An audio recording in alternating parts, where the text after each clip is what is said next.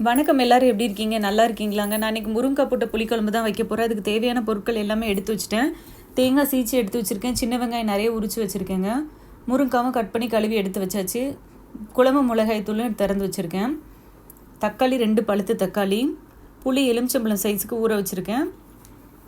மற்றபடி அரைக்கிறதுக்கு தேவையான சின்ன ஜீரகம், தாளிக்க கொஞ்சம் வெந்தயம் எல்லாம் எடுத்து வச்சாச்சு. மிக்சியில் போட்டு அரைக்கலான்ற டைமில் பார்த்தீங்கன்னா பவர் கட் ஆகிடுச்சு. இனிமேல் வர்ற நாட்களில் கொஞ்சம் பவர் கட் பண்ணுவாங்க, அதனால் எல்லாமே ரெடியாக இருக்கணுங்க. ஒருவேளை நம்ம சடனாக சட்னி அரைக்கிற டைமில் பவர் கட் ஆகிடுச்சுன்னா லேட் ஆகும் எங்கேயும் கிளம்புறதா இருந்தால். இந்த சம்மர் சீசனுக்கு மட்டும் பவர் கட் ஆகுன்றதை மைண்டில் வச்சுருக்கணுங்க. வச்சுட்டு தான் சமைக்க ஸ்டார்ட் பண்ணோம். சீக்கிரம் அரைக்க வேண்டிய பொருளெல்லாம் அரைச்சி வச்சிடலாம். இந்த மண் பாத்திரம் புதுசாக வாங்கிட்டு வந்திருக்கேன். இன்றைக்கி சாதம் வடித்த தண்ணியை ஊற்றி வச்சுருக்கேன். ஒரு 5 நாள் ஊற்றி எடுத்துகிட்டு அதுக்கப்புறம் தான் சமைக்கிறதுக்கு யூஸ் பண்ணுவேன். இப்போ நான் ஸ்டவ்வில் வச்சுருக்கிற பாத்திரம் ஏற்கனவே எடுத்து பழகின பாத்திரம் தான். இதில் தான் நீ குழம்பு வைக்க போகிறேன். ஏற்கனவே 2-3 டைம் மீன் குழம்புலாம் வச்சு எடுத்துட்டேங்க. எண்ணெய் மட்டும் உள்ளே ஏற்கனவே தடவை சொன்னாங்க, டேரெக்டாக கேஸில் வைக்கக்கூடாதுன்னு சொன்னாங்க. அதனால் அதை பண்ணியிருக்கேன். கொஞ்சம் நல்லெண்ணெய் ஊற்றியாச்சு. முருங்கைக்காய் குழம்பு, மீன் குழம்பு எல்லாத்துக்குமே நல்லெண்ணெய் தான் சேர்த்துக்குவேன். இந்த வீடியோவோட கடைசியில் வந்து நான் எங்கே மண் பாத்திரம் வாங்கினேன், யார்கிட்ட வாங்கினேன்னு போடுறேங்க. அதே நீங்கள் லாஸ்ட்டாக பாருங்கள், வீடியோவுக்கு எண்டில் இருக்குது. நல்லா 1 டேபிள் ஸ்பூன் வெந்தயம் சேர்த்துக்கலாங்க. நல்லாவே வெந்தயம் சேர்த்துக்கலாம். நல்லா பொரிஞ்சு வந்ததுக்கப்புறம் சின்ன வெங்காயம் நிறைய கட் பண்ணி வச்சுருக்கேன். ஒரு 25 சின்ன வெங்காயம் கட் பண்ணி வச்சுருக்கேங்க. சைஸ் சின்னதாக தான் இருக்குது, அதனால் கட் பண்ணலை, உரிச்சு மட்டும் தான் எடுத்து அப்படியே சேர்த்துட்டேன். கொஞ்சம் வெங்காயம் தேங்காவோடு போட்டு அரைக்கிறதுக்காக எடுத்து வச்சுருக்கேன். ஒரு 25 சைஸ் வந்து குட்டி குட்டியாக தான் இருக்குது, அதனால் ஒரு 25 வெங்காயம் இருக்கும். நல்லா வெங்காயம் வதங்கிடுச்சுங்க. மண் பாத்திரம் சமைக்க ஆரம்பித்தோன்னா சூடு நல்லா ஏறிடும், வேகமாகவே வதங்கிடும். இப்போ கருவேப்பிலை சேர்த்துக்கலாம். கொஞ்சம் வதக்குனதுக்கப்புறம் நல்லா பழுத்து தக்காளியாக ஒரு 2 தக்காளி எடுத்து வச்சுருக்கேங்க. ஒரே ஒரு பச்சை மிளகா தான் கட் பண்ணி சேர்த்துருக்கேன். காரம் கம்மியாக தான் சேர்ப்பேன் சம்மரில். 2 பழுத்து தக்காளி இதையும் போட்டு நல்லா வதக்கிட்டு, இது கூடவே கொஞ்சம் மஞ்சள் தூள், உப்பு வந்து கல் உப்பும் சேர்த்துக்கலாம். நான் வந்து ஹிமாலயன் சால்ட்டுன்னு ஒருத்தங்க நல்லதுன்னு சொன்னாங்க. நல்லதுன்னு யார் சொன்னாலும் அதை எடுத்துக்க வேண்டியதுதான். எப்போவுமே கல் உப்பு 1 மாதமும், இப்போல்லாம் வந்து இந்த மாதிரி ஹிமாலயன் சால்ட்டு கொஞ்சமும் சேர்த்துக்கிறேன். 1 மாதம் விட்டு 1 மாதம், அது 1 மாதம் அப்படின்னா அது காலியானதுக்கப்புறம் இந்த பவுட்ரு அந்த மாதிரி இது போட்டு வதக்குறப்பவே நல்லா தக்காளி நல்லா வதங்கிடும். இப்போ கொஞ்ச நேரம் மூடி வச்சனாலே தக்காளி வதங்கி வந்துடுங்க. முருங்காயை கட் பண்ணி கழுவி ஏற்கனவே எடுத்து தான் வச்சுருக்கேன். அதை அப்படியே சேர்த்துட வேண்டியதுதான். எப்போவுமே மசாலாக்குள்ளே முருங்காய் தூக்கி போடுறதுக்கு இதை கொஞ்சம் அந்த மசாலாவோட வறுத்துட்டு குழம்பு தண்ணி புளி தண்ணி கரைச்சி ஊற்றுறப்போ டேஸ்ட்டு வேறு மாதிரி இருக்கும். எப்போவுமே இந்த காயை ஒரு தக்காளியோடு போட்டு ஒரு வதக்கிட்டு அதுக்கப்புறம் மசாலா சேர்த்து பாருங்கள், நல்லாயிருக்கும். மாங்காய் தனியாக எடுத்து வச்சுட்டேன். குழம்பு நல்லா முருங்காய் வெந்ததுக்கப்புறம் தான் சேர்க்கணும். குழம்பு தூள் 1.5 ஸ்கூப் சேர்த்துருக்கேங்க.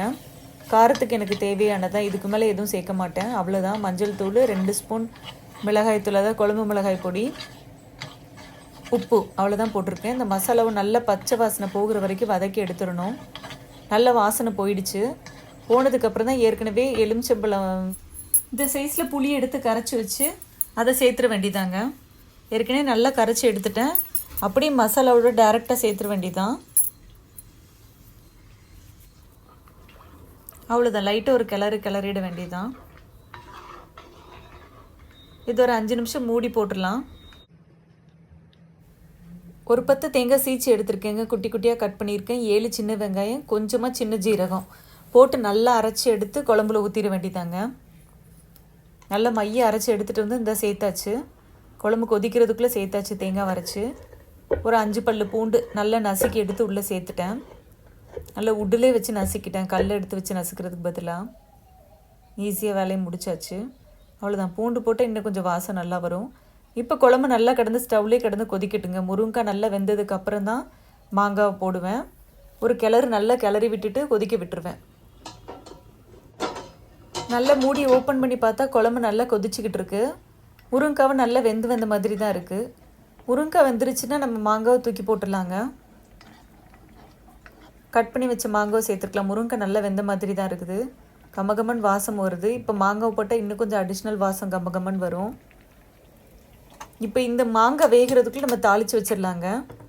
சின்ன பேனில் வந்து திரும்ப கொஞ்சம் தேங்காய் எண்ணெயோ இல்லைன்னா நல்லெண்ணெயோ எது வேணாலும் சேர்த்துக்கலாம். தாளித்து ஊற்றினேன்னா இன்னும் கொஞ்சம் வாசம் நல்லா வரும். கருவேப்பிலை வந்து கார்டன்லேருந்து எடுத்தது, உங்களுக்கே தெரியும், என் சேனல் பார்த்துருந்தீங்கனாலே தெரியும். கருவேப்பிலை கார்டன்லேருந்து ஃப்ரெஷ்ஷாக எடுத்துகிட்டு வருவேன். எண்ணெய் சூடாகிடுச்சு, கடுகு போட்டுற வேண்டியதாங்க. கடுகு போட்டுட்டு சின்ன வெங்காயம் இதுக்கு தாளிக்கிறக்க கொஞ்சம் கட் பண்ணி எடுத்து வச்சுருக்கேன். கொஞ்சம் பொன்னிறமாயி ஊற்றினோம் அப்படின்னா இன்னும் கொஞ்சம் நல்லா இருக்கும்ல டேஸ்ட்டு. நாளைக்கு அந்த கம்பங்கூழ் இல்லைன்னா கேழ்வரகு கூழ் வைக்கிறோம்ல, அது கருவாட்டு குழம்பு மாதிரியே நம்ம வந்து இந்த புளிக்குழம்பு கூட கொஞ்சம் நைட்டு சூடு பண்ணி கிண்ணத்தில் எடுத்து வச்சோம்னா இதுக்கு காம்பினேஷன் சூப்பராக இருக்கும். வேறு எந்த சைட் டிஷ்ஷுமே தேவையில்லை. திரும்ப அந்த கம்பங்கூழுக்குள்ளே கொஞ்சம் நல்லா கிளறி விட்டுட்டு சின்ன வெங்காயத்தையும் பச்சை மிளகாயும் போட்டு இந்த புளிக்குழம்புல உள்ள மாங்காய் இந்த குழம்பே கெட்டியாகிடும். அதை எடுத்து சாப்பிட்டனாலே டேஸ்ட்டாக இருக்கும். அதுக்கு தான் தாளித்து ஊற்றுறது.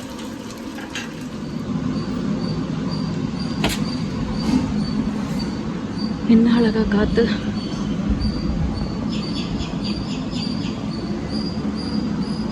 அணில் பார்த்தீங்களா, ஸ்கூல்லாம் லீவ் விட்டோன்னா கற்றுது அழகா. வெங்காயம் பொன்னீரமாக இருக்குல்ல, சைக்கிள் கேப்பில் பால்கனியில் போய் காற்று வாங்கிட்டு வந்துட்டேன். ஐயோ, கிச்சன் பாய்லர் மாதிரி இருக்குது. லேடிஸ்லாம் ரொம்ப பாவம். பார்த்திங்களா, தாளித்து உள்ளே ஊற்றியாச்சு. இப்போ கமகமன் வாசனை வருது. இந்த திக்னஸ் போதுங்க. ஏன்னா மண் பாத்திரத்துலேருந்து இறக்கி வச்சதுக்கப்புறம் குழம்பு இன்னும் கொஞ்சம் கட்டியாகும். ஏற்கனவே ஒரு டைம் அப்படி தான் அந்த பாத்திரம் வாங்கிட்டு ஒரு டைம் வந்து மீன் குழம்பு இன்னுமே ரொம்ப கெட்டியான மாதிரி ஆயிடுச்சு. நானுமே இப்போ வேறு சில்வர் பாத்திரத்துக்கு இதை மாற்றிடுவேன். மீன் குழம்புன்னு அப்படியே விட்டுருவேன். இந்த குழம்புன்றதுனால வேறு பாத்திரத்தில் மாற்றிடலாம். மாங்காய் வந்துருச்சு, முருங்கைக்காய் வந்துருச்சு. மாங்காய் எனக்கு தான். நல்ல குழம்பு வாசமே வருது. நல்லா சூப்பருங்க. நீங்களும் இது மாதிரி செஞ்சு சாப்பிடுங்க. முருங்கைக்காய் குழம்பு வாசம் வந்தோடனே கமகமன் பசி வந்துருச்சு. உள்ளே கிடக்கிற 4 பீஸ் மாங்காவை எனக்கு தான். நான் தான் வச்சு சாப்பிட போகிறேன். நான் மண் பாத்திரம் வாங்கின கடை இது தாங்க. எல்லா வெரைட்டிலும் வச்சுருக்காங்க. மண் பாட்டில் கூட வச்சுருக்காங்க. பாட்டில் வேணும்னா கூட எடுத்துக்கலாம். ரீசனபிள் ப்ரைஸில் தான் இருக்குது. நம்ம ஆன்லைனில் ஷாப்பிங் பண்ணுறதோட இவங்ககிட்ட டேரெக்டாக போய் பேசணும் அப்படின்னா மண் பாத்திரத்தோட டிப்ஸ் கொடுக்குறாங்க. ஏற்கனவே மண் பாத்திரம்லாம் செய்வாங்களாம், அதை பற்றி பேசிக்கிட்டு இருந்தாங்க. ஸோ டேரெக்டாக போய் மண் பாத்திரம் வாங்கி நம்மளும் யூஸ் பண்ணிக்கலாம். இவங்க வந்து பேர் என்னன்னு கடைக்கு வைக்கல. நான் அப்புறமா கேட்டு நான் ஷார்ட்ஸ் வீடியோ போடுறேன். உங்களுக்கு தெரியல, கடை பேரும் வைக்கிறேன். ஓகே ஃப்ரெண்ட்ஸ், புன்னை குயில் சேனல் பிடிச்சிருந்தா சப்ஸ்கிரைப் பண்ணுங்கள், ஷேர் பண்ணுங்கள், கமெண்ட் பண்ணுங்கள். நன்றி, வணக்கம்.